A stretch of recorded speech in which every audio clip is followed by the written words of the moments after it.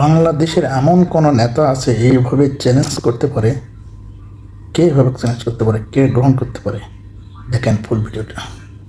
আমি মহান আল্লাহর পর ভরসা করে চ্যালেঞ্জ দিলাম, 54 বছরের স্বাধীন বাংলাদেশে বাংলাদেশ জামাতে ইসলামের কোন নেতা কোন অন্য ধর্মের লোকের উপর জুলুম করেছে, তার জমি দখল করেছে, তার ইজ্জতের উপর হাত দিয়েছে, তার সম্পদ লুণ্ঠন করেছে? সাহস থাকলে আমাদেরকে বলে দেন। আমরা সেই দুষ্ট লোক তৈরি করি না।